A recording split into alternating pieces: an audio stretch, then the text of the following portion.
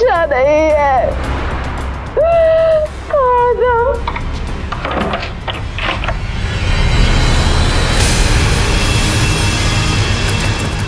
दरवाजा खोलो।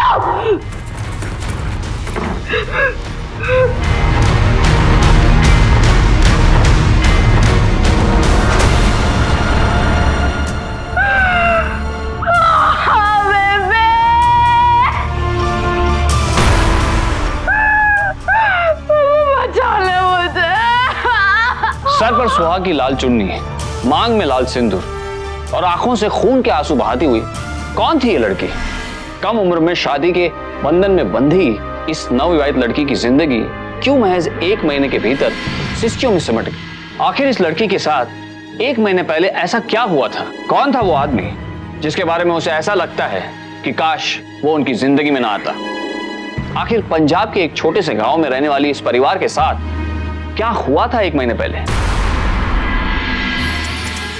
ले, लिख दिया मुंडे का नाम मैंने तेरी हथेली पर, और ऐसे लिखा है कि ढूंढते हुए पसीने ना छूट जाए ना तो मेरा नाम भी कुलविंदर नहीं है। ओ पारो, शक्कर का पानी और नींबू लाई है ना? हाँ बेबी ले आई। तो थोड़ी देर बाद लगा दे और हल्के हाथ से लगाई, कहीं बिगड़ ना जावे। नहीं बिगड़ेगी, और जो बिगड़ गई तो मेरा नाम भी पारो नहीं। चल बदमाश, अपनी बेबी की नकल उतार दी है। अकेले होने के बावजूद भी बड़े अच्छे से संभाला है तेरी कुल ने अपनी बेटी नु।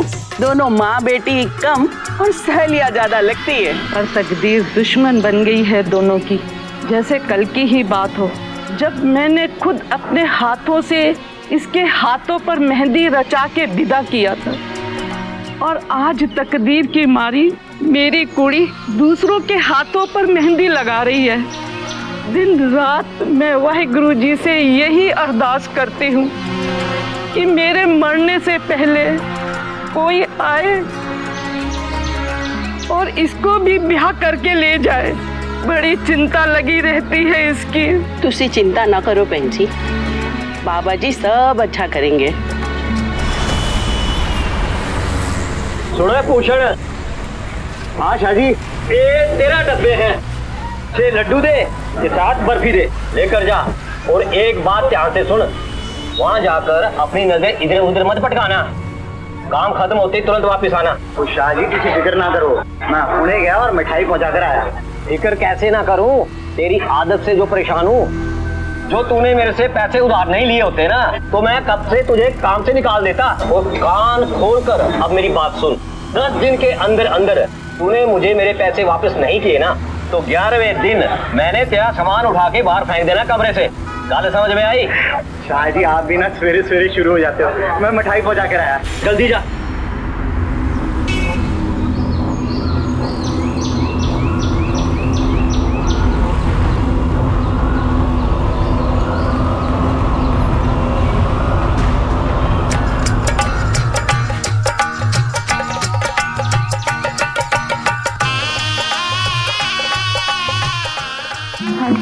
जी मैं शाजी की दुकान से आया हूँ।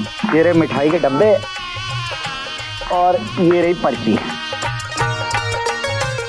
मेनू तो पढ़ना अंदर नहीं है, तो आप ही दस तो की लिखा है इसमें। तो कोई नहीं जी, ये 6 डब्बे लड्डू के और ये 7 बर्फी के डब्बे, कुल मिला के हो गए 13 डब्बे। हिसाब देख लो। ठीक है जी, पूरे में। आप देख के पैसे दे दो। बेबे, दुल्हन की माँ ने दिए, पूरे 2000 है। तो मेहंदी लगाते हो आप? हाँ जी। वो जी बड़े सबाब का काम है जी, वो पैसे भी अच्छे मिलते होंगे। पैसे कितने मिल जाते हैं? वो जी क्यों, आपके यहाँ भी किसी की शादी है? किसी को मेहंदी लगवानी होगी? नहीं जी, मैं तो बस ऐसे ही पूछ रहा था जी। वो वैसे भूषण नाम है जी मेरा, भूषण। ये 13 ते आज दे 2 मिलाकर हुए पूरे 15। अभी तो और 3 शादियां बाकी है बेबे। इस बार तो बड़ी मेहर हुई है ना बाबा जी की हम पर। बाबा जी के साथ पिंड वालों की भी तो कितनी मेहर है ना हम पर पुत्र, जो हमें बुलाते हैं मेहंदी लगाने वास्ते। वरना और भी तो जनानियां हैं पिंड में मेहंदी लगाने वाली। होंगी, लेकिन मेरे बेबे जैसी मेहंदी की नमूने कोई बनाकर दिखाए तो मानू। सबसे बढ़िया नमूना तो मैंने अब तक बनाया ही नहीं है लाडो, बचा के रखा है तेरे हाथों के वास्ते। इसीलिए तो ये पैसे भी इकट्ठे कर रही। बस अब इंतजार है तो उस दिन का जब मैं अपने इन हाथों से तेरे हाथों पे मेहंदी लगाकर तेरा ब्याह कर सकूं। और तू सारी उम्र मायके पर बोझ बनी रहेगी। बेबी बेटा कुछ तो सोच अपने बारे में। आदमी के बिना अकेली जनानी की जिंदगी बड़ी मुश्किल होती है, तू ये सब जानती है ना। इसीलिए मैंने रतन कौर से तेरे लिए रिश्ता ढूंढने की बात की है। तू बीच में कुछ नहीं बोलेगी, समझी?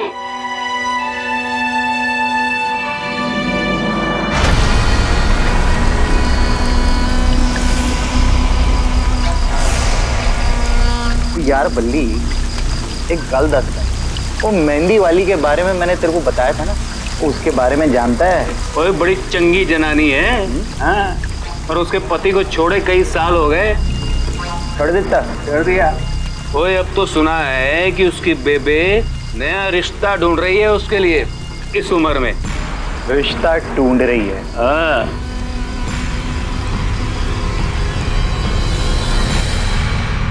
देख लो बीजी, बीए पढ़ा लिखा लड़का है और मेरे ख्याल से इससे अच्छा रिश्ता नहीं मिलेगा। और जो भी पूछना हो पूछ लो।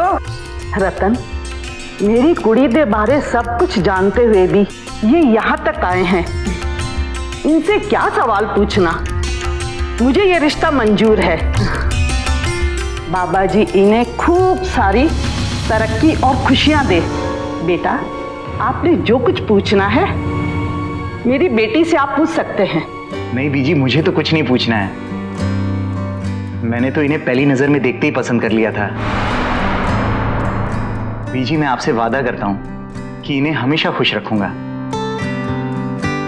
अब अगर ये मुझसे कुछ पूछना चाहती हैं तो पूछ सकती हैं। वैसे बताना तो इनको है कि ये मेरे नाल ब्याह करना चाहती हैं या नहीं। कुड़ी शर्मा गई, इसका मतलब हाँ है जी। मुबारक हो बीजी, मुबारक हो। तन्नू भी जिਉਂਦੇ रहो, सदा खुश रहो। बाबा जी दी मेहर तुम दोनों पर हमेशा बनी रहे। आओ अंदर आओ।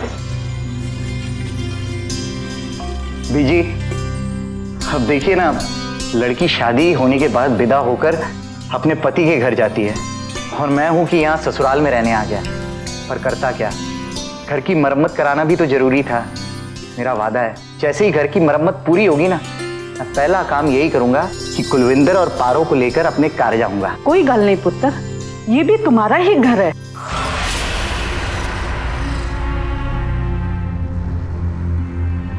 मैनू पता है तुझे बिल्कुल अच्छा नहीं लग रहा है ये सब। भूली नहीं है ना तू अपने पापा जी को? भूली तो मैं भी नहीं हूं पुत्र, पर क्या करती, इतना सब कुछ अकेले संभालते संभालते थक गई थी मैं।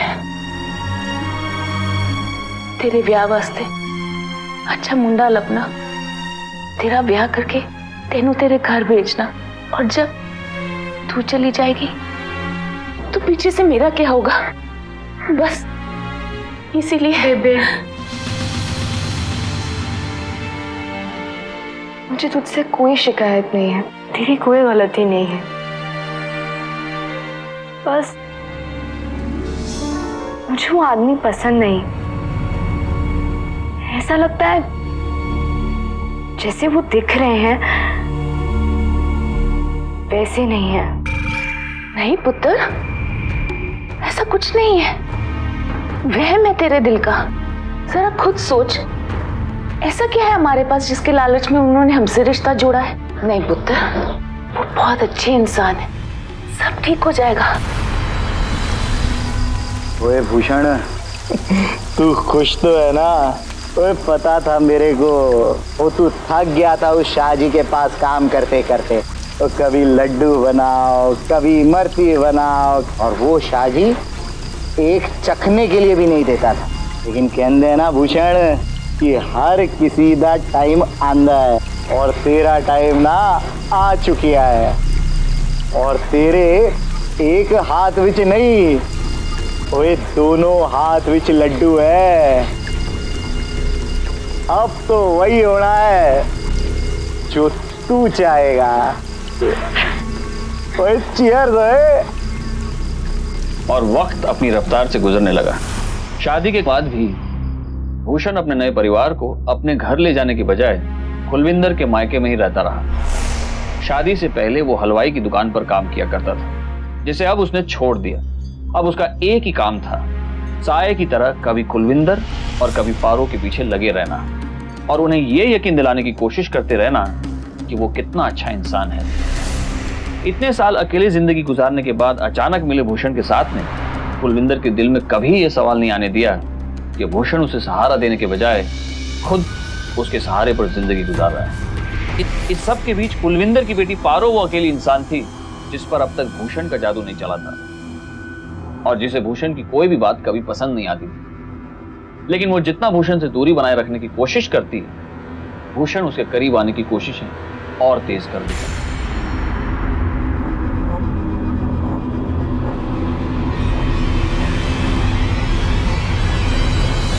पारो किधर है? आई नहीं खाने पे?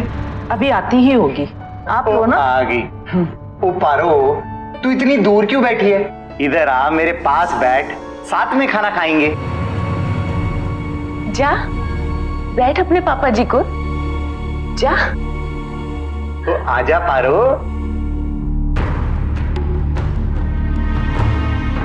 ओ कुल, पारो की प्लेट तू। हाँ ओए पारो, पैजा तो बैठ भी जा। आजा। वो खड़ी रहेगी क्या? खाना ठंडा हो जाएगा, बैठ जा। बैठ भी जा, आजा। हाँ बड़ी सोहनी है। पहला निवाला तू मेरे हाथ से खाएगी बेटा, है? खा ली।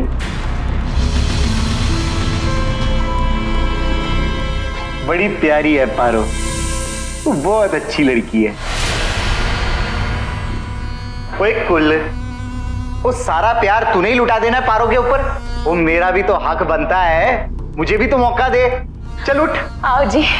तो मैं भी तेल लगाऊंगा इसको।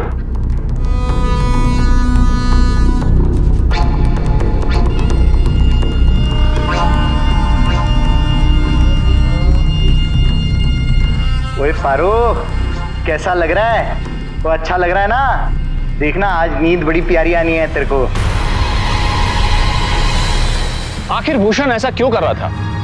कुलविंदर और उसकी मां पर तो उसका जादू चल ही चुका था। दोनों बिना कोई सवाल पूछे उसके मुंह से निकली हर बात को पूरा करने के लिए तैयार रहते थे। फिर अगर पारो उससे दूरी बनाए रखना चाहती थी तो क्या फर्क पड़ता था उसे? आखिर ऐसा कौन सा मकसद था उसका जिसके पूरे होने के लिए उसे पारो की इतनी सख्त जरूरत? और ऐसी कौन सी वजह थी पारो की जो भूषण के इतना कुछ करने के बावजूद भी उसकी बातों पर यकीन नहीं करने देती थी? क्या बात सिर्फ इतनी सी थी कि वो अपने पिता से बहुत प्यार करती थी और उनकी जगह किसी और को नहीं देना चाहती थी? या फिर इसके पीछे कोई और कारण था जिसे वो अभी तक पूरी तरह समझ नहीं पाई थी?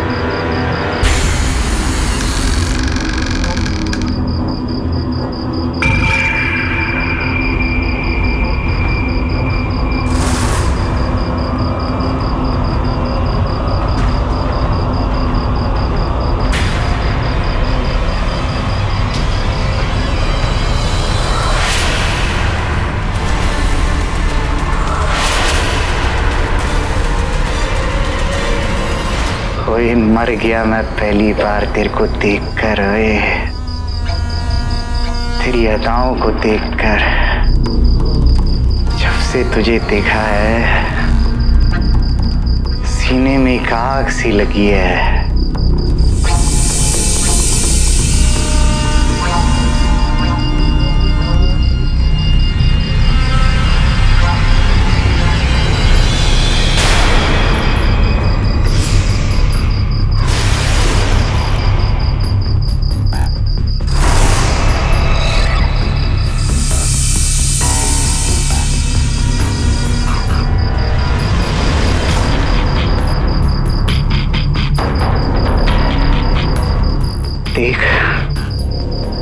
मेरी तड़प महसूस हो रही है तुझे? कैसे तड़प रहा हूं मैं तेरे लिए। हाँ पारो,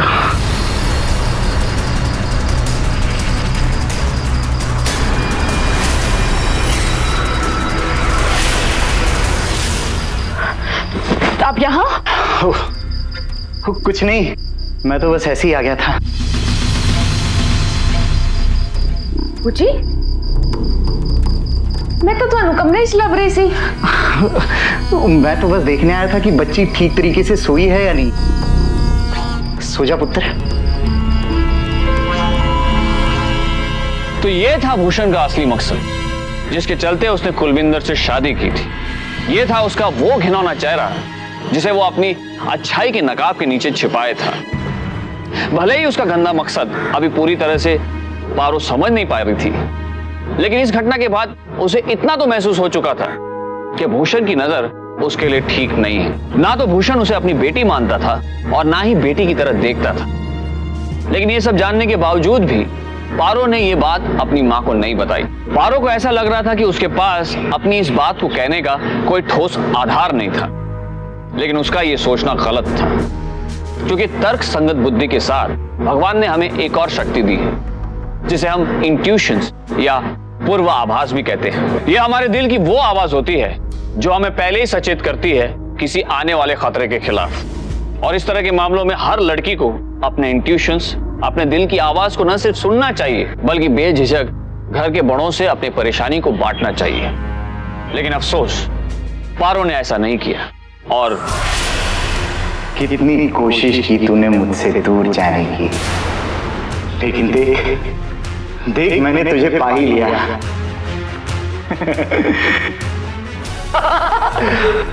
अब बच के कहां जाएगी मुझसे?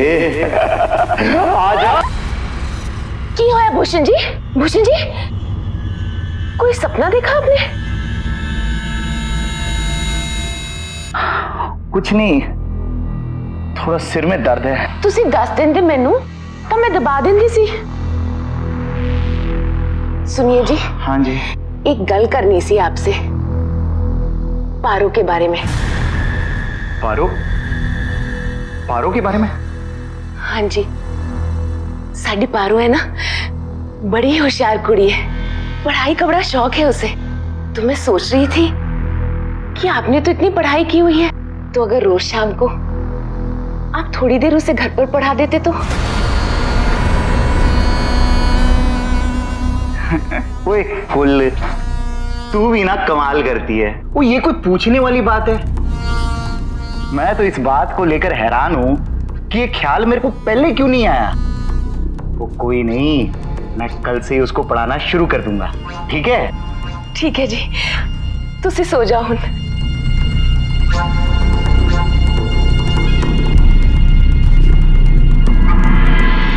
ਤੁਹਾਡਾ ਲੱਖ ਲੱਖ शुक्रिया बाबा जी, जो आपने भूषण जी जैसे इंसान को मेरी जिंदगी में भेजा।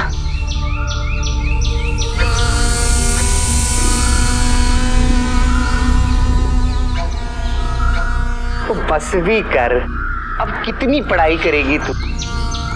कुछ मेरे साथ बात कर, कुछ अपनी कह, कुछ मेरे दिल की सुन। वो चाहता हूं मैं तुझे। समझ रही है ना तू मैं क्या कह रहा हूँ? जी बुला रही है। ओए सुन, बैठ। कोई गल की है, बिना आवाज के ही आवाज सुनाई दे जाती है तेरे को। और ये जो मेरा दिल है, हाँ, इसकी आवाज नहीं सुनाई देती। और तू ना मेरे को बहुत अच्छी लगती है। ये कैसी बातें कर रहे हैं आप? बात नहीं, मैं तेरे को बहुत पसंद करता हूँ।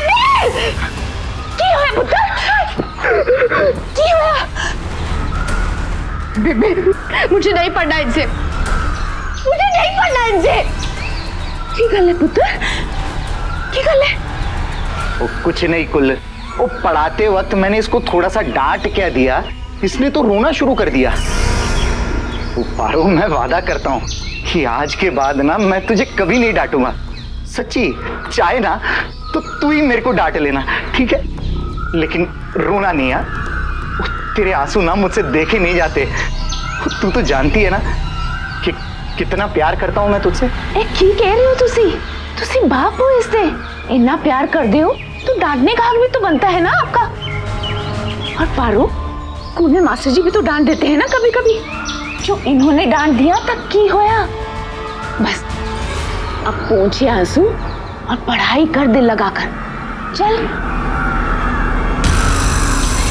मैं नहीं पढ़ूंगी इनसे, नहीं पढ़ूंगी। मैं देखती हूँ।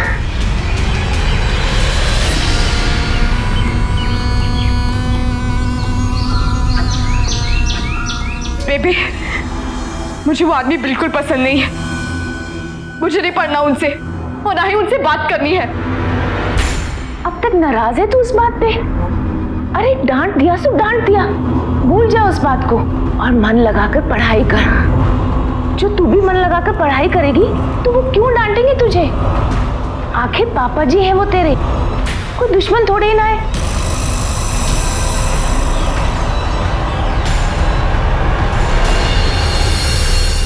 ओए कुल की होया जी? है देख पेपर दे विच की आया। क्या किए? ओए आधार कार्ड, उस सरकार ने आधार कार्ड बनाना शुरू कर दिया है। आने वाले समय में ये सबसे जरूरी कार्ड होगा। आधार कार्ड? वो क्या होता है? तो जिस तरह राशन कार्ड होता है ना, ठीक उसी तरह से ये आधार कार्ड होगा। वो इसमें बंदे की फोटो और उसकी सारी जानकारी लिखी होगी। वो बस यूं समझ ले कि ये उसका पहचान पत्र होगा। इसके बिना कोई भी काम नहीं होगा। अब अपना तो ठीक है, कभी भी बना लेंगे, लेकिन पारो तो अब पढ़ाई कर रही है। उसकी पढ़ाई के लिए ये सबसे जरूरी कार्ड है। के बिना पारो की पढ़ाई नहीं होने वाली। क्या बोलती है जी? तुसी तो इन्ने पढ़े लिखे हो, सब जानते हो। जे ਤੁਹਾਨੂੰ लगता है कि पारो वास्ते एक कार्ड बनाना जरूरी है ते बनवा लेंगे। कितने बनता है जी? की करना होगा? अब इसमें सबसे बड़ी मुश्किल ये है कि बच्चे का कार्ड उसी पिंड के शहर में बनता है जिस पिंड का उसका पिता हो। अब मैं तो हरियाणा से हूँ, तो पारो का कार्ड भी हरियाणा में ही बनेगा। इसलिए पारो को लेकर मुझे हरियाणा जाना पड़ेगा। अब वहाँ ऑफिस के 100 चक्कर काटो, 1000 फॉर्म भरो, बहुत तकलीफें हैं। लेकिन अपनी बच्ची है, अब उसके लिए नहीं करेंगे तो किसके लिए करेंगे? अगर तू कहे तो मैं आज ही पारो को लेकर हरियाणा चले जाता हूँ। क्या कहती है? ठीक है जी, मैं तैयारी करनी हूँ। और पुत्र ध्यान डाल जाई। हाँ जी। सही कहा था भूषण ने। आधार कार्ड बनवाना भारत के हर नागरिक के लिए अनिवार्य है, लेकिन ये कार्ड उस शहर या उस गांव में बनवाना होता है जहां आप रहते हैं, ना कि उस जगह जहां आपके पिता, दादा या परदादा रहा करते थे। और इस कार्ड को बनवाने के लिए किसी भी दफ्तर के कोई चक्कर काटने की जरूरत नहीं है। बस सरकार के निर्धारित किए दफ्तर में जाना होता है। वहां उपस्थित कर्मचारी आपको कार्ड बनाने की प्रक्रिया में आपकी सहायता करते हैं। लेकिन किसी भी इंसान का पढ़ा लिखा ना होना या उसके आसपास हो रही घटनाओं या बदलावों के बारे में जागरूक ना होना, ये वो सबसे बड़ी कमी है जिनका फायदा उठाकर बेईमान किस्म के लोग अपने गलत मकसदों को अंजाम देते हैं। बिल्कुल इसी तरह भूषण ने कुलविंदर के पढ़ी लिखी ना होने और जागरूक ना होने का इस्तेमाल किया, लेकिन वो मकसद क्या था ये भूषण के सिवा और कोई नहीं जानता था।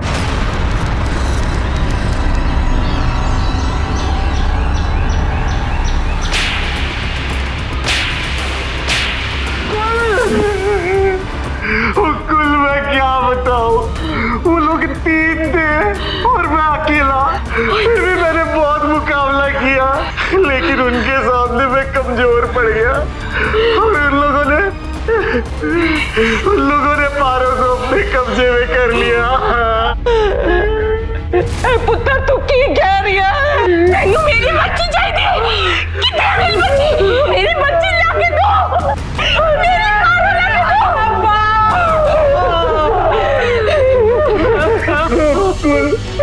कुल ये सब मेरी वजह से हुआ है।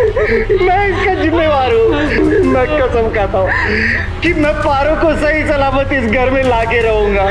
और जब तक पारो नहीं आएगी मैं इस घर में नहीं आऊंगा। मैं कैसे भी करके पारो को लेकर आऊंगा, कैसे भी करके पारो को लेकर आऊंगा। हमारी बच्ची कहीं नहीं जाएगी। देखो जी, ये घटना हरियाणा में हुई है तो इस पर कार्रवाई भी हरियाणा पुलिस ही कर पाएगी। आप लोगों उत्थे जाके ही रिपोर्ट लिखानी होगी। हाँ, बाकी उन लोगों से मैं कनेक्ट होने की कोशिश करता हूँ, ठीक है? ये पैसे जोड़े थे मैंने, तुसी ਇਹਨਾਂ ਨੂੰ रख लो, उसे ढूंढने में काम आएंगे। बिल्कुल, तू फिक्र ना करी, बहुत जल्द हमारी पारो हमको मिल जाएगी। चल मैं चल रहा।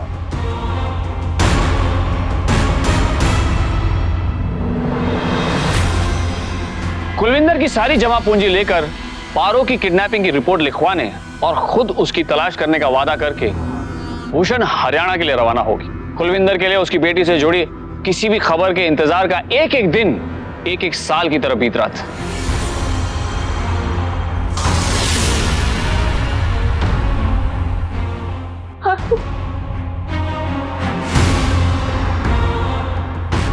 कुछ दिनों तक तो भूषण उसे फोन किया करता था, ये बताने के लिए कि किस तरह पारो को ढूंढने के लिए वो जमीन आसमान एक किए हुए है।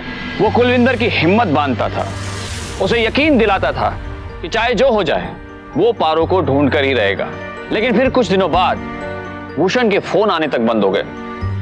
उसका मोबाइल स्विच ऑफ हो चुका था, जो फिर कभी ऑन नहीं हुआ। कुलविंदर को समझ में नहीं आ रहा था कि वो करे तो क्या, जाए तो कहां।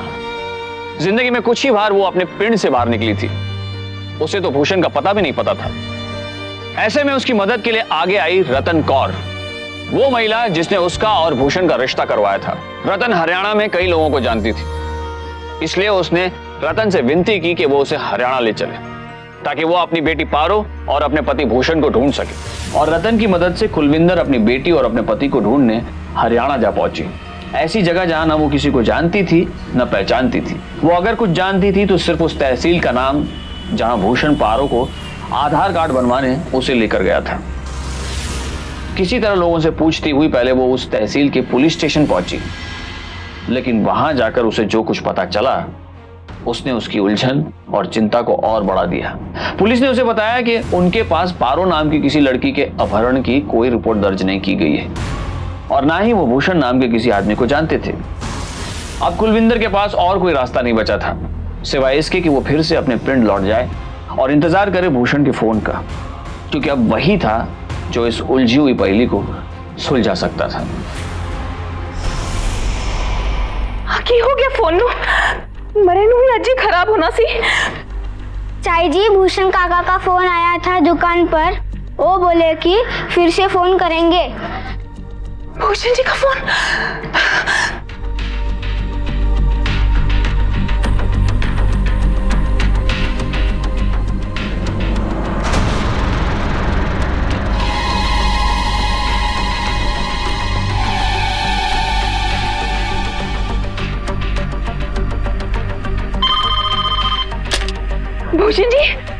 भूषण जी किथे हो तुसी?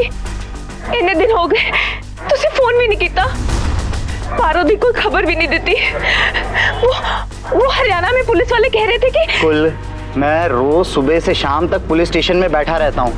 पुलिस अपनी तरफ से पूरी कोशिश कर रही है, बहुत जल्द पारो हमको मिल जाएगी। हेलो हेलो भूषण जी, वो कुछ सुनाई नहीं दे रहा है। हेलो भूषण जी, भूषण जी, पुलिस वाले कुछ और कह रहे हैं और भूषण जी कुछ और। पर भूषण जी झूठ तो नहीं बोल सकते, शायद उन्होंने किसी और थाने में रपट लिखाई होगी। एक बार फिर से फोन मिला दिया।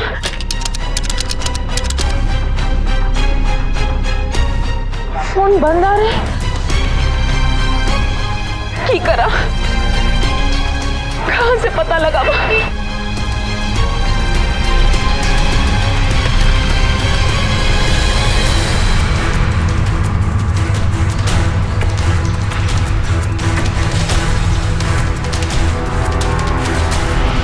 हाँ बीबी, भूषण मेरे ही इत्थे काम करता था, पर मेरे को तो सिर्फ इतना ही पता है कि वो हरियाणा में किसी जगह का रहने वाला है। इससे आगे तो मुझे नहीं पता। मेरी बच्ची की जिंदगी का सवाल है, याद करने की कोशिश कीजिए, शायद कुछ याद आ जाए। हाँ बीबी, मेरा एक नौकर है, उसकी और भूषण की बड़ी अच्छी दोस्ती थी, शायद उससे कुछ पता चल जाए। बल्ले वो परजाई जी कई बार बातों बातों में वो हरियाणा के किसी बिलादी गांव का नाम लिया करता था। वो कहता था कि वही उसका घर है। बस मैनू इतना ही पता है। बिलादी? और भूषण जी ने तो कुछ और नाम बताया था अपने गांव का। वो राजे, याद कीजिए, शायद उन्होंने कुछ और भी बताया हो। मैनू बस इतना ही पता है।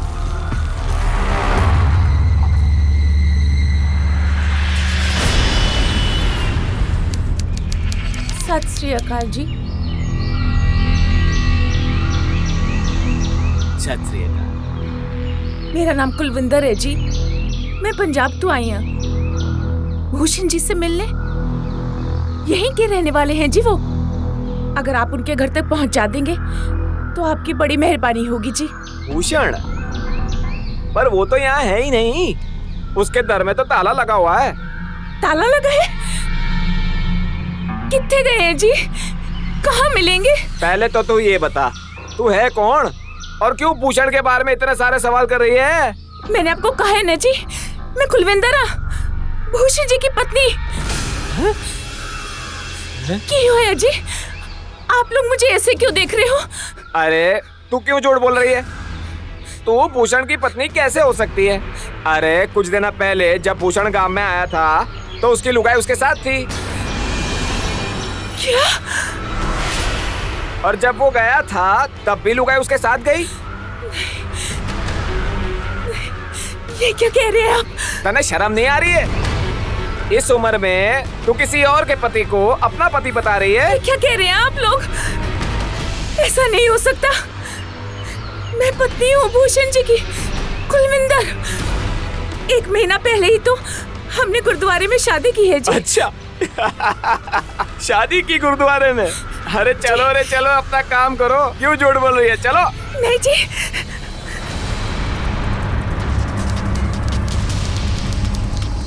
मैनू पता है भूषण जी मेरे नाल इन्ना बड़ा झूठ नहीं बोल सकते, नहीं दे सकते वो धोखा मैनू कदे नहीं।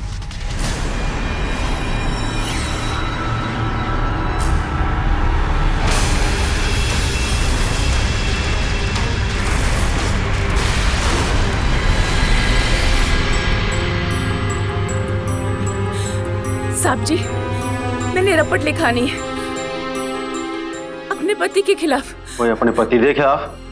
बैठ।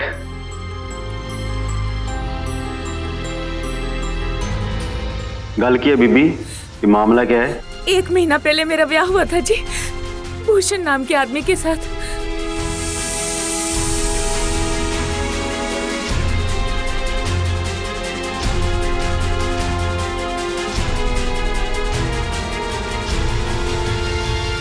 तो ये है भूषण तेरा पति? हाँ। पर ये लड़की कौन है इसके साथ? वो ये मेरी कुड़ी है जी, पारो। पर अभी तो तूने बताया इसकी शादी नहीं हुई, पर इस फोटो में तो उसकी मांग में सिंदूर भरा हुआ है। मैंने आपसे सच कहा था जी साहब जी, मेरी बेटी का ब्याह नहीं हुआ है अब तक। और ये सिंदूर कैसे आ गया उसकी मांग में, मैंने नहीं पता। वो फोटो में ना भूषण है उसके साथ, उसी को पता होगा इस सब के बारे में। साहब जी आप ढूंढो ना भूषण को, उसी को पता होगा मेरी धी कहाँ है। बीबी, तेरी बेटी की मांग में सिंदूर भूषण ने भरा है। ये है मेरी सर्टिफिकेट, यानी कि शादी का प्रमाण पत्र। इसमें दूल्हे की जगह भूषण का नाम है और दुल्हन की जगह पारो का, यानी भूषण ने तेरी बेटी से शादी कर ली है।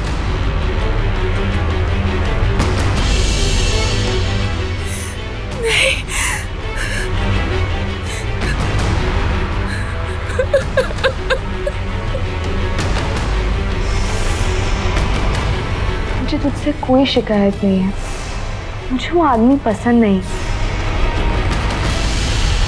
क्यों है पुत्र? क्यों है?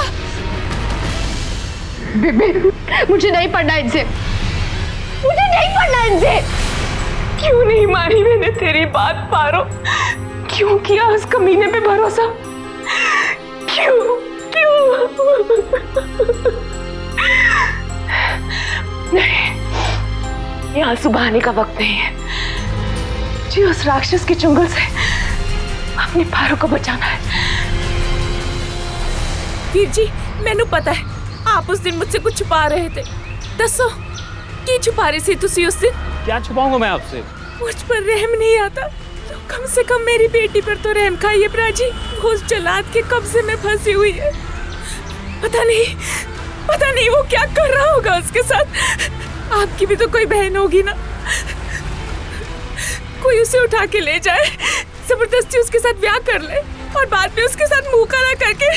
परजाई जी बस, मैं अपनी बहन भी सौ खाकर कहना हूँ। मैंने सच में नहीं पता कि वो इस वक्त कहाँ है, लेकिन अपने पिंड से कुछ किलोमीटर दूर जालंधर हाईवे पर एक परमिंदर लॉज है। भूषण अक्सर उत्थे जाया करता था।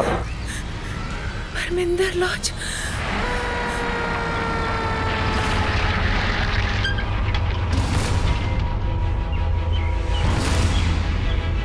वो कौन है?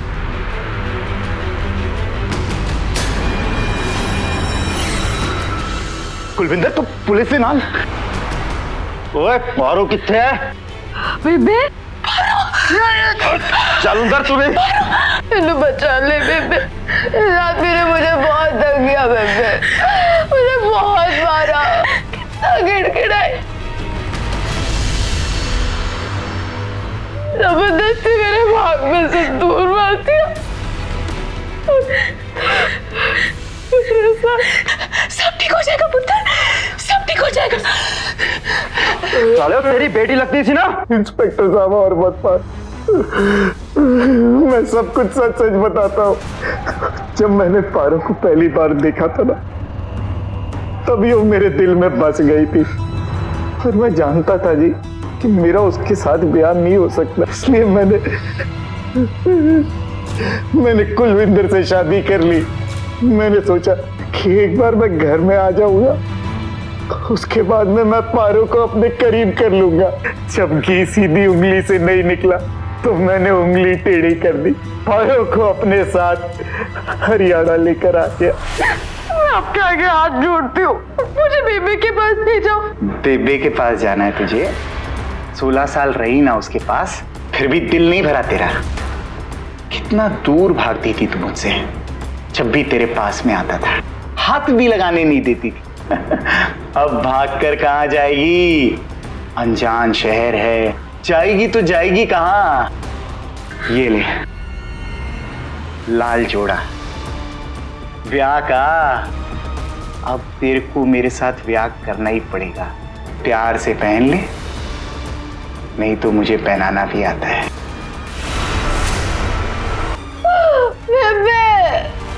बचाओ मुझे,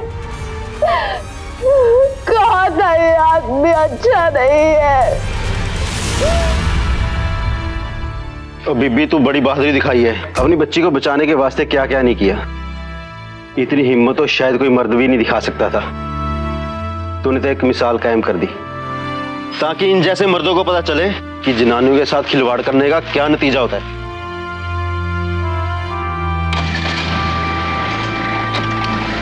कुलविंदर के परिवार को सरकार ने 50,000 रुपए का मुआवजा भी दिया। कुलविंदर ने अपनी बेटी को बचाने के लिए जो भी किया वो काबिल तारीफ था। अक्सर कहते हैं कि अंत भला तो सब भला, लेकिन क्यों हम हमेशा सिर्फ एक भले अंत से खुश और संतुष्ट हो जाते हैं? क्यों नहीं बात करते उस शुरुआत के बारे में जहां से जुर्म और अन्याय से जुड़ी इस तरह की कहानियां शुरू होती हैं? क्यों नहीं सोचते हम उस विज्ञान या उन तथ्यों के बारे में जो इस तरह की कहानी में एक से होते हैं? जब हम बात करते हैं इस तरह की किसी भी परिस्थिति का सामना करने की, तो सिर्फ एक ही ताकत हमारा साथ दे सकती है, हमें जिता सकती है, हमारी रक्षा कर सकती है। वो है हमारे मन की ताकत, हमारा आत्मविश्वास, ज्ञान, हमारे आसपास होने वाली घटनाओं की जानकारी, खुद के प्रति जिम्मेदारी की भावना, दूसरों से ज्यादा खुद पर यकीन करना। ये वो बातें हैं जो हमारे मन की ताकत को, हमारे आत्मविश्वास को बढ़ाती हैं। तो बढ़ाइए अपने मन की ताकत को, अपने आत्मविश्वास को, और चौकन्ने रहिए।